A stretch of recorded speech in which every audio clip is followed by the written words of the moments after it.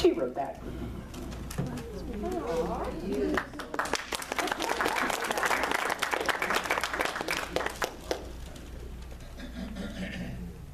Oh, say it with me 3 times. There is only one life. That life is God's life. That life is perfect.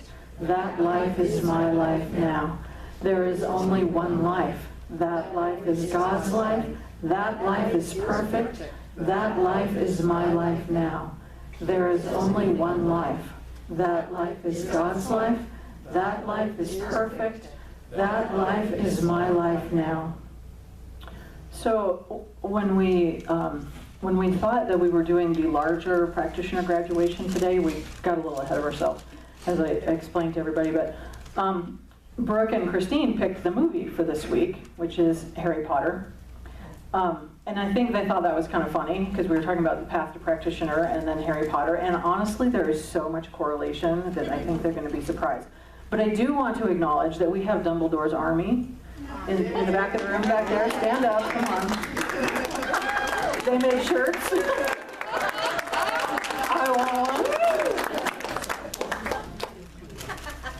I know, isn't that great? So, but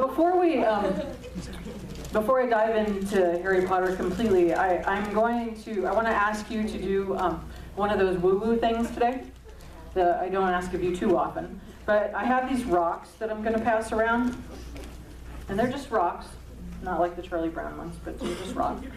But I would like you to, and please, we need to get them all the way around by the time I'm done.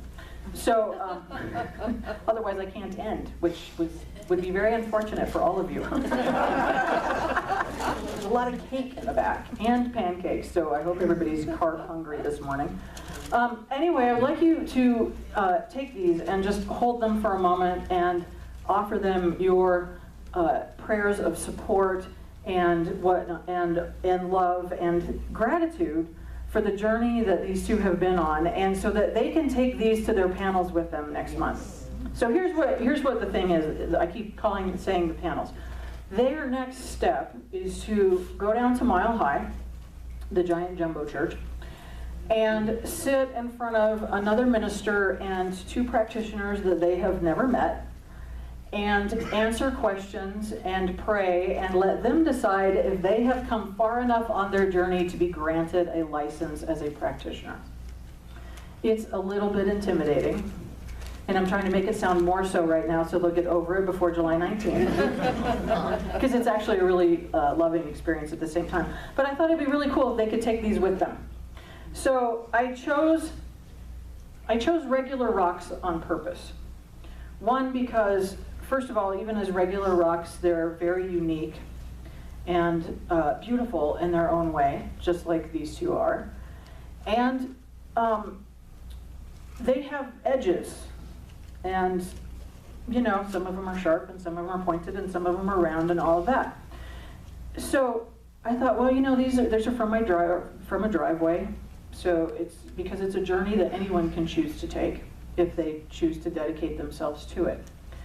But they have edges on purpose. I did not pick round rocks for a reason. And that is because in spiritual community, everyone still has edges. And one of the things about spiritual community is that sometimes we get to rub them off on each other. But what I want for us in our gratitude and our prayer for these 2 is to remember that because they've taken this step does not put them in some place of perfection in your mind. And that as they go through this journey and they become closer to you and they spend time with you, that if you run into one of their edges, that you get to do your work and forgive them as well. That we're not going to hold them to some standard of perfection that is unachievable for anyone. Does that make sense? Yes. Yeah. Okay, cool. Reality church, here we go. So, just do this one this way and this one this way, and they will cross soon, I hope.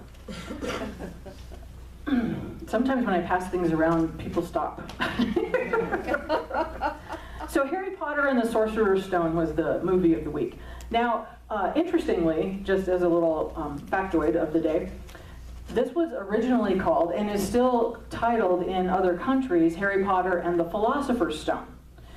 And there were 2 reasons given to the author, J.K. Rowling. to change the name for the U.S., apparently, which is something that she has not been happy that she did, but she went for it at the time. They told her that kids in the U.S. would not be interested in a book with the title philosopher, or with the word philosopher in the title. And that parents would see that there was something metaphysical about the word philosopher and maybe not buy the book. That was more obvious somehow than sorcerer. I thought that was really interesting that people think that we are more willing to be sorcerers than philosophers. Either way, it could have worked either way. But interestingly too, now the study of ancient alchemy has a lot of references to people trying to create what was the Philosopher's Stone. And the Philosopher's Stone was supposed to be a substance that would allow people to drink it, eat it, whatever it was, wear it, something, that would impart on them instant spiritual knowledge. And an instant like knowing of all that there is to know. And I thought, at first, well, that'd be cool, like not have to do all this meditating stuff and all this work, kind of, well, we call it work, I don't know. But really then, if you think about who we are as human beings, if it got imparted on us like that, would we really get it? Or accept it? Or own it in any way? Or, feel it in our skin? I don't think we would, I don't know. We seem to like getting hit over the head occasionally. So the story opens up. Has anyone not read the book or seen the movie?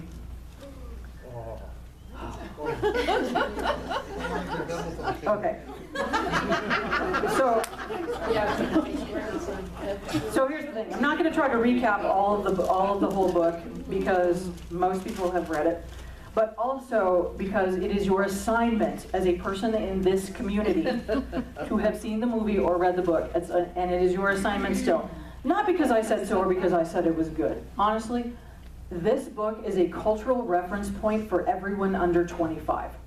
And if you want to understand the youth of our culture, then you get to understand their cultural references. And Harry Potter is the beginning of it. You know what I mean?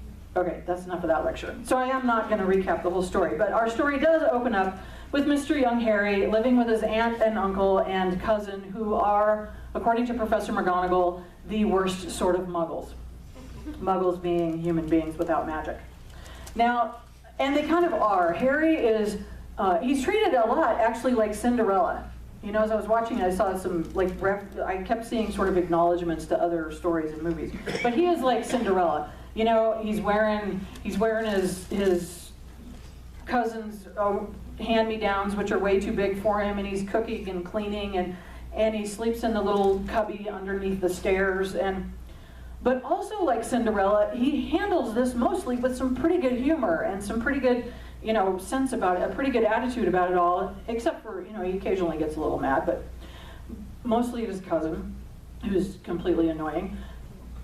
But he seems to understand somehow that he does not fit, that he is not an energetic match with these people. And he almost looks at them with some sense of humor about it in a way, like, really, you people, he just doesn't fit.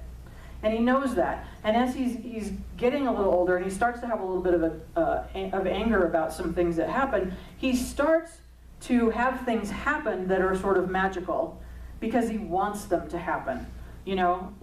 Or he gets surprised by them. He gets surprised by a snake talking to him, but then his cousin comes along and, he makes the glass disappear, so his cousin ends up in the cage where the snake should be, which is really funny, but confusing. So anyway, there was, see, I got backwards in that whole thing. But there are a couple things, again, that in watching this from this perspective that stood out really differently to me this time. One is, I changed the title in my head as I was watching it to Harry Potter and the Path to Practitioner. So one of them was duality, this idea that we live with of duality, that there are opposing forces in the world, good and evil, and that lives within us. And the other is this unfolding path and kind of the magic of all of that. Because there is real magic in all of that. Now, Harry's turning 11 when most of this really kicks off. Now, does anybody remember being 11? kind of, sort of. Some of you, yes, I know. Sorry, I know. We politely call 11 puberty, and in retrospect, in looking at it, and if we have children that are that age, we kind of call it hell. And, oh, come on. Only in retrospect, it's fine. It happens to the best of us. We have the 11-year-olds in the room. No, 13. 13 is the magic number is 13. Anywhere, somewhere in there. But it is a time, really. The thing of it is that we've forgotten, most of us who've gotten beyond 40, is that that was a time of incredible change and possibility and potential. You know, I mean, we're changing super fast. Our bodies are changing, our hormones are raging. There's all this physical and mental change. And yet we are coming into a place finally where we start to understand our own power. We start to understand who we are separately in a way from our parents and our caregivers. And we start to realize that we have our own path that might be a little bit separate from theirs. It is the first time when we're like not just in this unit, but we have a journey of our own and we start to see that. And we're still fortunately young enough to be kind of in awe of that. And also young enough to be able to step back from it and still play and enjoy and just be in a moment for the sake of being in a moment. You know, and eating cake and not worrying about the calories. Like you're still that age, you know? I know some of you are still that age. I am not that fortunate. But we're also still young enough to have a desire for a safe place to be and for a cocoon of sorts. And that's why, you know, the more I read, the more I read and talk to people who have been successful parents of teenagers, the rules are important. You know, because it makes kids feel safe and they want a place where they can land and have their questions answered and feel good and then go back out and try to discover again and make all the mistakes that we all got to make. Now, one of the things that I've always loved the most about watching this first movie is that Daniel, the kid who plays Harry, is so good at having this continuous look of awe and amazement. Like it almost makes me cry watching him sometimes. He's just so, look what is possible. And all these things that I've been feeling where I don't fit in. Now and all of a sudden he's in this place where he feels at home. And where he feels like he can be himself and express himself. And he's totally in awe. And then of course, you know, there's all this wonderful magic that happens that is pretty amazing if we could let ourselves be there. But can you imagine like really being there? Anybody? I mean, when you really put yourself in there and go, okay, you know, I'm going to be sitting at this table and all of a sudden somebody's going to wave a wand and it's going to be full of food and everyone's just happy. So it actually kind of reminds me, as the journey of practitioner, it actually reminds me of being with people as they first come into this community or into other New Thought communities, you know, and particularly when people step into taking the Foundations class. You know, almost every one of us has walked through these doors kind of timidly, sitting in the back of the room so that we could escape as fast as we can afterwards, wondering what we're doing, but being drawn to something different.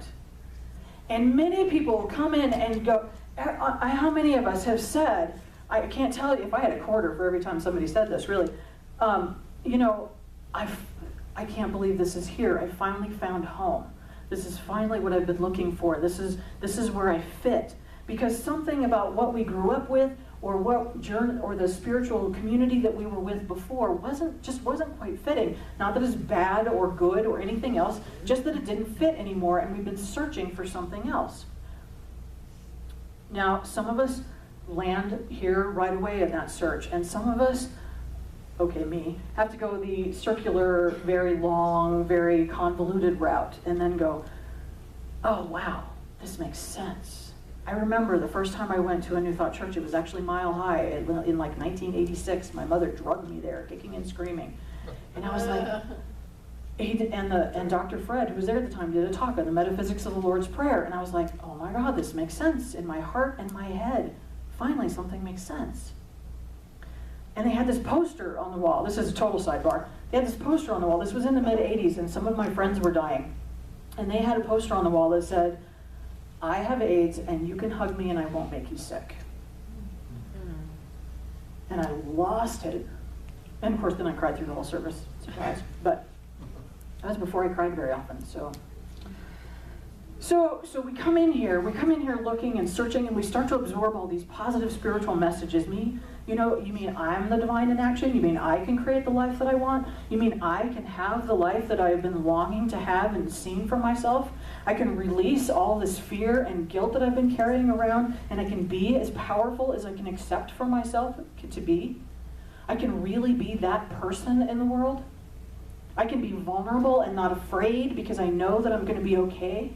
I can be the face of love and be okay with that and be safe in that. My favorite thing about teaching foundations is watching sort of one by one as the light doesn't, it's not like it was off and then on, it's like it was on and then it gets brighter. And there's some moment in foundations class for everyone where it's like, boom, I get something different. People get something different and everything starts to change. Now, the thing about Harry is the minute he says yes, Hagrid's there, he follows Hagrid out the door to this new life. And Hagrid asks him, are you coming or not? It's totally up to you. And he doesn't even, he just goes. What we can't say is I blame him. He just goes. And because for the first time he sees a path that looks like something that involves him, that includes him. And from that point on, from that yes on, he is all in. And he says yes to every step. He has no idea where he's going. He has no idea what it looks like. He doesn't know how he's going to pay for it. Any of that. He doesn't know any of that. But he just goes. And the next thing just shows up right in front of him, kind of like, someone planned it all out ahead of time, in a way. Yeah, I know it's a book. But the thing is, I don't believe that God plans it all out. I don't believe that our life is scripted like that. But I do believe, and I've experienced very strongly, that at every point of choice, the big choices in my life, there has been a choice where I could withdraw and be in fear and live the way I had lived. Or I could step into something new and where I had no idea where I was going. And every time I have been willing to step into that thing that is something new, that I didn't know where I was going, the next step has shown up in front of me. And every time I said, oh, I'm not ready for that yet, and I withdrew, the choice remained, but it was something that kept pulling me. And you can ignore it for as long as you want. Some people, we can. It's okay to do that. Or we can start to move with it. And it's good sometimes it's good either way. Now, the thing about his path is that he learns something new and then he gets to use it. He learns something new and then you get to use it. He grows, and you wonder, like, if he had learned, would that experience have shown up if he didn't know how to handle it? I don't think so. The universe generally only gives us what we can handle and what we're ready for. Things come up when they're ready to be healed. When we're ready to accept more and more good in our life, it shows up for us when we can embody it and when we can feel it. So he steps into this, he grows into a new experience and gets some confidence, and then another one shows up for him. Hagrid leaves him to figure out how to get on platform 9 3/4, and he happens to meet Ron, who ends up being his best friend. And the Sorting Hat puts, Harry and Ron and Hermione in the same house. It is sort of like someone wrote it all out. And really, okay, so can you imagine, like, writing these books and trying to keep track of all of this? I've really tried to imagine writing this stuff, and I have to say, she's amazing. But one of the things that dawned on me is that there is this group of 3, and how often in spiritual journey is there something in 3s, really. And they have these similarities, they're all extremely loyal to each other, and they're very brave in their own way. But they're different, like they hold different parts of the sphere, Many of us spent a lot of time in Father, Son, and Holy Ghost. We talk about mind, law, and effect. We talk about spirit, mind, and body. So they have Harry, who is this holder, and he doesn't even know yet himself what his power is, but he's this holder of great power. And then Ron, who is this very strong and steady and reliable presence. You know, Ron is a whole talk in and of himself, even though he seems like